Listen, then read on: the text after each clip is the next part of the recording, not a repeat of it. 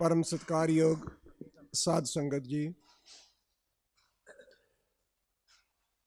सारिਆਂ ਤੋਂ ਪਹਿਲਾਂ ਰਾਮਪੁਰਾ ਫੂਲ ਦੀ साध संगत ਤੁਹਾਡਾ बड़ा ਵੱਡਾ उद्यम है। ਤੁਸੀਂ ਆਪਣੇ ਆਪ ਵਿੱਚ ਇਹ बड़ी ਵੱਡੀ सेवा कर रहे हो। नामधारी पंथ ਦੀ सिख पंथ ਦੀ सेवा कर रहे हो। मैं कहना इस देश ਦੀ भी सेवा कर रहे हो। ਜਿਹੜਾ ਤੁਸੀਂ हर साल ਇਹ मेला मनाਉਂਦੇ हो, इन्हां शहीदां ਦੀ याद ਦਿਵਾਉਂਦੇ हो। जिन्ने बच्चे ਇੱਥੇ ਆਉਂਦੇ ਨੇ ਉਹਨਾਂ ਸ਼ਹੀਦਾਂ ਦੀ सतगुरु राम सिंह सच्चे पातशाह की उस्तत सुन के जाते हैं। जरूर उन्होंने कुछ ना कुछ के अंदर कुछ गल्लां जरूर याद रहनगियां जिहदे नाल वो चंगे सिख चंगे इंसान बनते हैं। मैनूं पता है कि बहुत सारे बच्चों नूं तुसीं इत्थे इतिहास पढ़ाउंदे हो, बहुत सारे बच्चों नूं तुसीं संगीत सिखाउंदे हो। ये मेरी अरदास है कि सच्चे पातशाह किरपा करन, तुहानूं इस तरह ही उद्यम दिंदे रहन, तुसीं इस तरह ही नामधारी पंथ की सिख पंथ की तुसीं सेवा करते रहो। अज जदों कमाल सिंह दा दीवान सुन रहे सी, मेरे मन में आ रहा सी सिख इतिहास विच और इस देश के इतिहास विच 2 हफ्ते लंघे ने जिन्हां दा आपो विच 150-200 साल का फर्क है, पर उन्होंने इस देश जो अज हैगा, मैं ये समझदा ये सिख हुंदियां होइयां मैं समझदा कि इस देश की जो अज रूप नुहार है वो 2 हफ्तियां करके है। पहला जे आपां चले जाइए उस सतगुरु सच्चे पातशाह के चरणों में नमस्कार करिए जिन्हों ने सानू ये रूप दिता है, जिन्हों ने खालसा पंथ साजिया। वो कलगीधर पातशाह नूं याद करते हुए आखिए धन गुरु गोबिंद सिंह सच्चे पातशाह। वो खूनी हफ्ता जां असीं उस तो भी पिछे लै लीए, 1 हफ्ते तो भी पिछे लै लीए, जदों गुरु गोबिंद सिंह सच्चे पातशाह दे पुत्रां वांगू प्यारे सिख उस किले विच आनंदपुर साहब शहीद होए। जदों पहाड़ी राजियां दियां फौजां ने, मुगलों फौजां ने उत्थे घेरा पाया होया सी। तुसीं बहुतिआं ने इतिहास सुनिया होना, तुहानूं सुणाउंदे रहिंदे ने।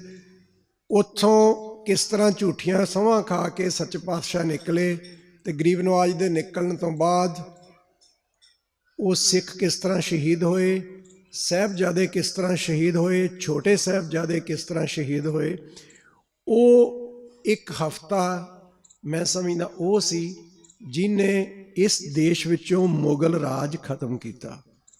वो मुगल राज कदों तो चल रहा सी, असी जे देख लीए तो वो बाबर दे टाइम तो या उस दे पहलां तो भी शायद तुहानूं बहुत सारिਆਂ ਨੂੰ पता होवे इस देश का कदी ये रूप नहीं सी। ये देश जिन्हों अज असी भारत हिंदुस्तान कहने आ इस रूप विच नहीं सी। ये देश तो बड़ियां छोटिया छोटिया रियासतां विच वंडिया होया सी। मैं समझदा वो मुगल राज नूं खत्म करन दी जे आपां देख लीए वो नींह धरी गई जदों गुरु गोबिंद सिंह सच्चे पातशाह दे वो साहिबजादे शहीद होए उस 1 हफ्ते विच। उस तो समा लग के उस तो बाद किस तरह बंदा बहादुर आया तो किस तरह वो टाइम दे विच मुगल राज खत्म होया।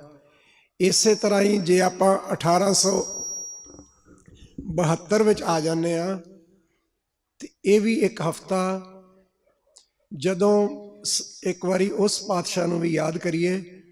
सिर्फ आपां शहीदां दी गल करदे हां, पर गुरु गोबिंद सिंह सच्चे पातशाह दी दित्ती होई सिੱਖੀ नूं भावें वो किसी भी रूप विच भावें कोई मन्ने जां ना मन्ने, साडी किसी नाल ये आर्गूमेंट नहीं, पर उस सिੱਖੀ नूं जो सुरजीत कीता है, जे वो सिੱਖੀ अज जीवत है तो जिस पातशाह दे किरपा नाल वो जीवत है, उन्हां दे चरनां विच नमस्कार करदे होए आखिए धन सतगुरु राम सिंह सच्चे पातशाह। वो सिੱਖੀ दी उदों की हालत सी, वो सिੱਖੀ ते किस तरह खिजा आ चुकी सी, वो सिੱਖੀ ते किस तरह पतझड़ आ चुकी सी। उदों सतगुरु राम सिंह सच्चे पातशाह ने किरपा की, वो 10वें पातशाह की दित्ती हुई सिੱਖੀ नूं मुड़ सुरजीत किया। ते आपां गल कर रहे सी वो दूसरे हफ्ते की। वो हफ्ता भी वो सी जदों उस तरह ही जिस तरह किरपा की सी 10वें पातशाह ने अपने सिखां नूं भेजिया सी, सतगुरु राम सिंह सच्चे पातशाह ने किरपा की अकाल बुंगे तो, जिवें तुहानूं कमाल सिंह दस रहा सी, वो कड़ाह प्रसाद छका के उन्हां सिखां नूं जदों भेजिया वो किस तरह सिख गए, वो किस तरह सिख शहीद होए। मैं वो ज़्यादा गल नहीं करनी चाहता, पर अज जिहड़ी उन्हें गल की सी जदों वो तोप चली, जदों सिख शहीद होए तो सच पातशाह ने हुक्म किया वधिया होया चढ़ गए बेसिदक नहीं होए। तो जे आपां उस तो 150-200 साल पिछे जाइए तो जदों आके ਇੱਕ ਸਿੱਖ ਨੇ ਗੁਰੂ ਗੋਬਿੰਦ ਸਿੰਘ ਸੱਚੇ ਪਾਤਸ਼ਾਹ ਦੇ ਚਰਨਾਂ ਵਿੱਚ ਅਰਜ਼ ਕੀਤੀ ਕਿ ਛੋਟੇ ਸਾਹਿਬਜ਼ਾਦਿਆਂ ਨੂੰ ਕਿਸ ਤਰ੍ਹਾਂ ਸ਼ਹੀਦ ਕੀਤਾ ਗਿਆ, ਤੇ ਉਹ ਗਰੀਬ ਨਵਾਜ਼ ਨੇ ਹੁਕਮ ਕੀਤਾ, ਇਹ ਸ਼ੁਕਰ ਹੈ ਤੇਰੀ ਅਮਾਨਤ ਹੈ, ਇਹ ਤੇਰੀ ਅਮਾਨਤ ਸੀ, ਇਹ ਧਰਮ ਵਾਸਤੇ ਇਹਨਾਂ ਦੇ ਸੀਸ ਦਿੱਤੇ ਗਏ, ਤੇਰਾ ਸ਼ੁਕਰ ਹੈ। ਸਤਿਗੁਰੂ ਪ੍ਰਤਾਪ ਸਿੰਘ ਸੱਚੇ ਪਾਤਸ਼ਾਹ ਕਹਿੰਦੇ ਨੇ, ਉਹਨਾਂ ਨੇ ਇਹ ਨਹੀਂ ਕਿਹਾ ਕਿ ਰੱਬਾ ਤੂੰ ਮੇਰਾ ਕੁਛ ਨਹੀਂ ਛੱਡਿਆ, ਤੇਰਾ ਕੁਛ ਨਹੀਂ ਰਿਹਾ, ਉਹਨਾਂ ਨੇ ਕਿਹਾ ਇਹ ਸ਼ੁਕਰ ਹੈ। ਤੇ ਇੱਥੇ ਵੀ ਉਹ ਛੋਟੇ ਛੋਟੇ ਪੁੱਤਰ ਮਾਵਾਂ ਦੇ ਸ਼ਹੀਦ ਹੋਏ, ਉਹ ਮਾਵਾਂ ਨੇ ਸ਼ੁਕਰ ਕੀਤਾ, ਮਾਵਾਂ ਨੇ ਇਹ ਨਹੀਂ ਕਿਹਾ ਮੇਰਾ ਤਾਂ ਕੁਛ ਵੀ ਨਹੀਂ ਰਹਿ ਗਿਆ, ਮੇਰੇ ਘਰ ਵਿੱਚ ਕੁਛ ਵੀ ਨਹੀਂ ਰਹਿ ਗਿਆ। ਜੇ ਦੇਖੀਏ ਇਹਨਾਂ ਸ਼ਹੀਦਾਂ ਵਿੱਚ ਵੀ ਜਿਹੜੇ ਸ਼ਹੀਦ ਗਏ ਨੇ ਉਹ ਬਹੁਤੇ ਨੌਜਵਾਨ ਸੀ, ਸ਼ਾਇਦ ਹੀ ਕੋਈ 25-30 ਸਾਲ ਤੋਂ ਵੱਡੀ ਉਮਰ ਦਾ ਹੋਵੇ। ਸ਼ਹੀਦ ਬਿਸ਼ਨ ਸਿੰਘ ਉਹਨਾਂ ਵਾਸਤੇ ਤੁਸੀਂ ਸੁਣਿਆ ਜਿਹੜੇ 14-15 ਸਾਲ ਦੇ ਸੀ, ਉਹ ਸਾਰੇ ਹੀ ਬੜੀ ਛੋਟੀ ਉਮਰ ਦੇ ਸੀ।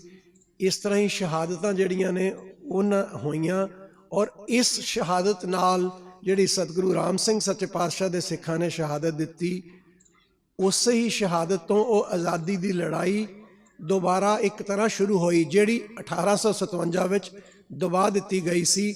ਉਸ ਤੋਂ ਬਾਅਦ ਦੁਬਾਰਾ ਉਹ ਲੜਾਈ, ਆਜ਼ਾਦੀ ਦੀ ਲੜਾਈ ਸ਼ੁਰੂ ਹੋਈ।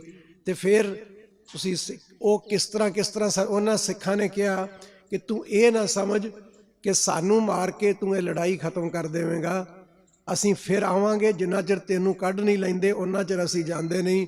ਤੇ ਫਿਰ ਸਤਿਗੁਰੂ ਪ੍ਰਤਾਪ ਸਿੰਘ ਸੱਚੇ ਪਾਤਸ਼ਾਹ ਹੁਕਮ ਕਰਦੇ ਨੇ ਵੀ ਭਾਈ ਕਰਤਾਰ ਸਿੰਘ ਹੋਣੀ ਵੀ ਉਹ ਹੀ ਸਨ, ਸ਼ਹੀਦ ਭਗਤ ਸਿੰਘ ਹੋਣੀ ਵੀ ਉਹ ਹੀ ਸਨ, ਇਹ ਉਹ ਹੀ ਆਤਮਾ ਸਨ ਜਿਨ੍ਹਾਂ ਨੇ ਅੰਗਰੇਜ਼ ਨੂੰ ਇਸ ਦੇਸ਼ ਵਿੱਚੋਂ ਕੱਢਿਆ। ਅੱਜ ਮੈਂ ਕਹਿੰਦਾ ਅਸੀਂ ਕਿਸ ਰੂਪ ਵਿੱਚ ਵੀ ਹਾਂ, ਪਰ ਸਾਡੇ ਧੰਨ ਭਾਗ ਨੇ ਜਿਹੜੇ ਅਸੀਂ ਅੱਜ ਆਜ਼ਾਦੀ ਦਾ ਸਾਹ ਲੈਂਦੇ ਹਾਂ, ਅੱਜ ਅਸੀਂ ਆਜ਼ਾਦੀ ਦਾ ਆਨੰਦ ਮਾਣ ਰਹੇ ਹਾਂ, ਪਰ ਆਪਾਂ ਨੂੰ ਇਹ ਯਾਦ ਕਰਾਉਂਦੇ ਨੇ ਕਿ ਇਸ ਆਜ਼ਾਦੀ ਵਿੱਚ ਕਿੰਨੇ ਸੀਸ ਲੱਗੇ, ਇਸ ਆਜ਼ਾਦੀ ਵਿੱਚ ਕਿੰਨੇ ਮਾਵਾਂ ਦੇ ਪੁੱਤਰ ਸ਼ਹੀਦ ਹੋਏ, ਔਰ ਉਹ ਖੁਸ਼ੀ ਸ਼ਹੀਦ ਹੋਏ। ਪਰ ਇਹ ਆਜ਼ਾਦੀ ਉਸ ਕਰਕੇ ਮਿਲੀ ਹੈ, ਸਾਨੂੰ ਇਹ ਯਾਦ ਕੀ ਕਰਾਉਂਦੀ ਹੈ, ਅਸੀਂ ਇਸ ਆਜ਼ਾਦੀ ਨੂੰ ਆਪਣੇ ਐਬਾਂ ਕਰਕੇ, ਆਪਣੇ ਲਾਲਚਾਂ ਕਰਕੇ ਖਰਾਬ ਨਾ ਕਰੀਏ। ਜਦੋਂ ਅਸੀਂ ਕੋਈ ਗਲਤੀ ਕਰਨ ਲੱਗਦੇ ਹਾਂ, ਜਦੋਂ ਅਸੀਂ ਕੋਈ ਮਾੜਾ ਕੰਮ ਕਰਨ ਲੱਗਦੇ ਹਾਂ, ਉਦੋਂ ਸਾਨੂੰ ਇਹ ਯਾਦ ਆਵੇ ਕਿ ਜਿਸ ਧਰਤੀ 'ਤੇ ਅਸੀਂ ਰਹਿ ਰਹੇ ਹਾਂ ਉਹ ਧਰਤੀ ਕਿੱਡੀ ਮਹਾਨ ਹੈ, ਜਿਸ ਆਜ਼ਾਦੀ ਨੂੰ ਅਸੀਂ ਮਾਣ ਰਹੇ ਹਾਂ ਉਸ ਆਜ਼ਾਦੀ 'ਤੇ ਕਿੰਨਿਆਂ ਦੇ ਸਿਰ ਲੱਗੇ ਨੇ, ਔਰ ਉਹ ਸਿਰ ਵੀ ਕਿਹੜੇ ਲੱਗੇ ਨੇ, ਸਾਡੇ ਸਤਿਗੁਰੂ ਸਾਹਿਬਾਨ ਦੇ ਸਾਹਿਬਜ਼ਾਦਿਆਂ ਦੇ ਸਿਰ ਲੱਗੇ ਨੇ।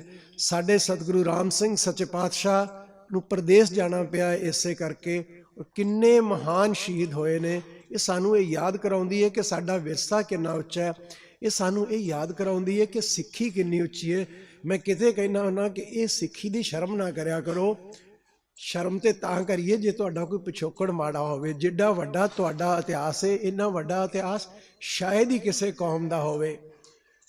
ਉਸ ਇਤਿਹਾਸ ਨੂੰ ਯਾਦ ਕਰਦਿਆਂ ਹੋਇਆਂ ਇਸ ਮਾਣ ਨਾਲ ਜਿਉਈਏ ਕਿ ਅਸੀਂ ਸਿੱਖ ਹਾਂ, ਇਸ ਮਾਣ ਨਾਲ ਇਸ ਅਸੂਲਾਂ 'ਤੇ ਰਹੀਏ ਕਿ ਸਾਡੇ 10ਵੇਂ ਪਾਤਸ਼ਾਹ ਨੇ, ਸਾਡੇ ਸਤਿਗੁਰੂ ਰਾਮ ਸਿੰਘ ਸੱਚੇ ਪਾਤਸ਼ਾਹ ਨੇ ਸਾਨੂੰ ਕੀ ਅਸੂਲ ਦਿੱਤੇ ਨੇ, ਉਹ ਅਸੂਲਾਂ 'ਤੇ ਆਪ ਰਹੀਏ।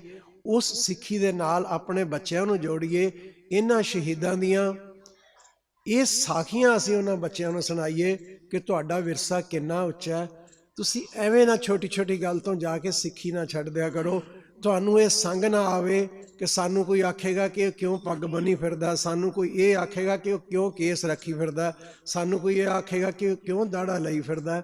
ਅਸੀਂ ਉਹਨਾਂ ਨੂੰ ਦੱਸੀਏ ਕਿ ਸਾਡਾ ਵਿਰਸਾ ਕਿੰਨਾ ਉੱਚਾ ਹੈ, ਔਰ ਕਿੰਨੀ ਵੱਡੀ ਇਹ ਸੇਵਾ ਇਸ ਦੇਸ਼ ਦੀ ਕੀਤੀ ਹੈ, ਕਿੰਨੀ ਵੱਡੀ ਸੇਵਾ ਇਸ ਮਾਨਵਤਾ ਦੀ ਹੋਈ ਹੈ।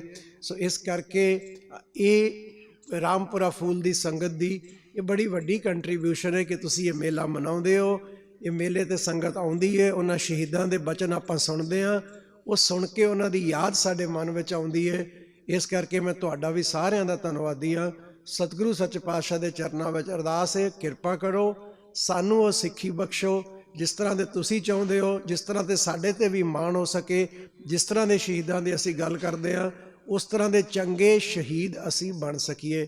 ਇੰਨੀ ਅਰਜ਼ ਕਰਕੇ ਤੁਹਾਡੇ ਤੋਂ ਆਗਿਆ ਲੈਣਾ। ਉਹ ਆਗਿਆ ਲੈਣ ਤੋਂ ਪਹਿਲਾਂ ਮੈਂ ਉਸ ਪਾਤਸ਼ਾਹ ਨੂੰ ਯਾਦ ਕਰਾਂਗਾ ਜਿਨ੍ਹਾਂ ਦੀ ਕਿਰਪਾ ਨਾਲ ਸਾਡੇ ਵਿੱਚ ਵੀ ਇਹ ਥੋੜ੍ਹੀ ਬਹੁਤੀ ਸਿੱਖੀ ਜਿਉਂਦੀ ਹੈ।